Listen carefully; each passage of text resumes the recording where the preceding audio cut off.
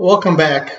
This is, I guess, the second part of the primary value. I don't think I explained it as well as I thought I explained it.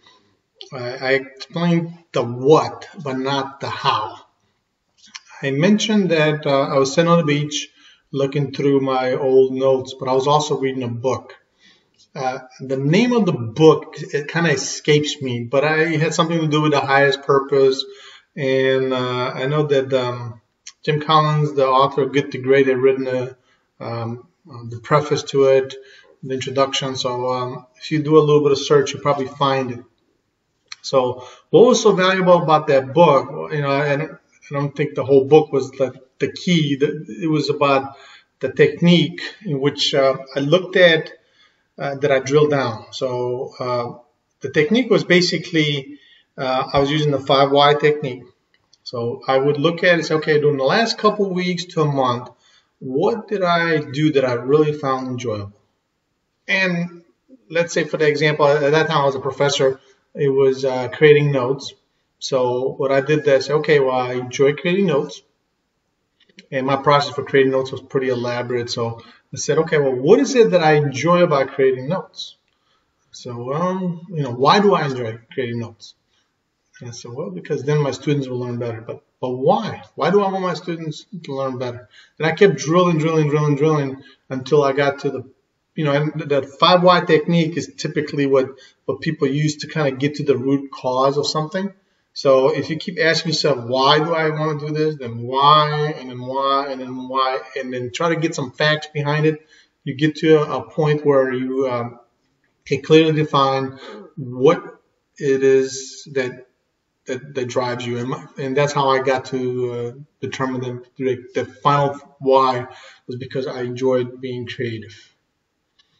So for me, that became my primary value. And to be honest with you, just determining that primary value has been a game changer. My life and things that I was doing at that time till now completely changed.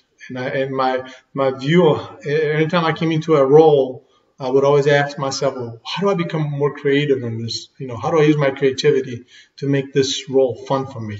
If I'm teaching a new course that I've never done, how do I make it creative? If I'm teaching a course that I've done multiple times, what can I do to make it interesting to me? And usually involves using that creativity. So again, to determine the state of flow, ask yourself the questions, keep drilling down to a point where you feel like you'll understand as to what is your primary value. So think about an example when you went into that flow in recent times, why you enjoyed it, why did you enjoy what you enjoyed, and you keep drilling until you get to the 5th why. And sometimes it might take 7 whys, but again, this is going to be helpful. So maybe picking up the book would be helpful for you. Maybe just going through that mental exercise. Now, mind you, it didn't happen in a couple minutes. This was something that it took me hours and hours of thinking. So plan on spending a few hours with yourself thinking to get to a point where you find that primary value that drives everything. And, it might take an afternoon. So put aside some goofy thing that you were going to do anyway and spend time with yourself and learn about yourself. It could be a game changer. Hopefully this is a little bit of a better explanation. A few people asked me during the day as to what I really meant by that and how to go about it. So that's as good as I could do. Take care.